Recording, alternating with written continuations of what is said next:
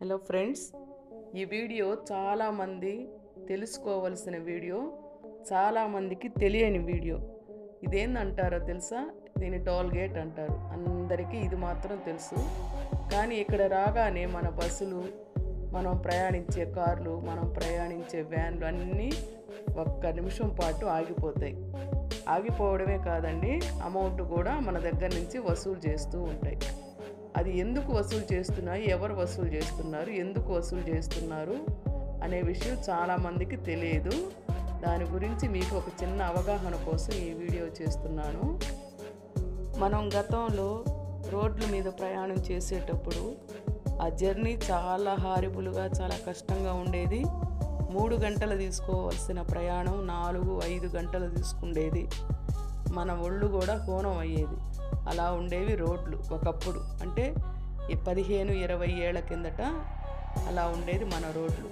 చాలా కష్టంగా ఉండేది, అందరికీ తెలిసిన విషయమే కదా.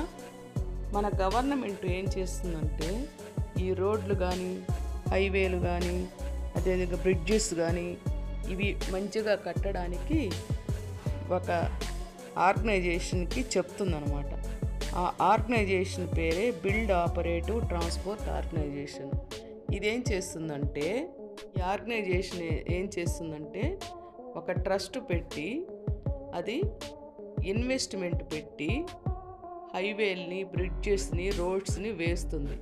తన ఓన్ మనీ ఇన్వెస్ట్మెంట్ పెట్టి కొంత పబ్లిక్ మనీతో కూడా కలిపి ఇట్లాంటివన్నీ మంచిగా కన్స్ట్రక్ట్ చేస్తుంది అన్నమాట.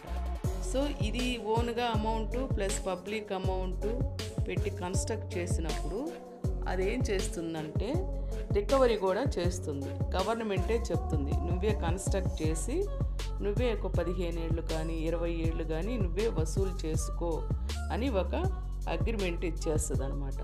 అప్పటి వరకు ఈ యొక్క ఆర్గనైజేషను అమౌంట్ పబ్లిక్ నుంచి కలెక్ట్ చేస్తూ ఉంటుంది అన్నమాట.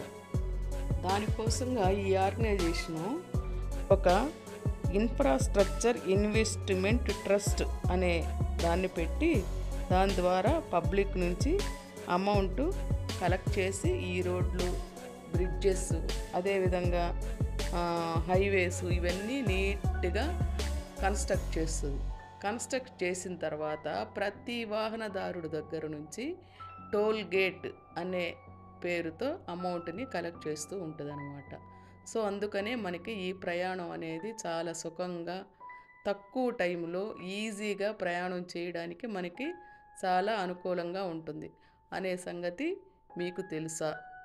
సో ఇప్పుడు అర్థమైంది అనుకుంటున్నాను టోల్ గేట్ వాళ్ళు ఎందుకు మన దగ్గర నుంచి అమౌంట్ వసూలు చేస్తున్నారో. ఒకప్పుడు బస్సులో టికెట్ కూడా 2 రూపీస్ అని ఉండేది, టోల్ గేట్ 2 రూపీస్ అని ఉండేది. ఇప్పుడు మన ప్రతి ఒక్క కారు, వ్యాను, ట్యాక్సీ ఏదైనా కూడా అమౌంట్లు ఇంతని ఫిక్స్ చేసిందనమాట.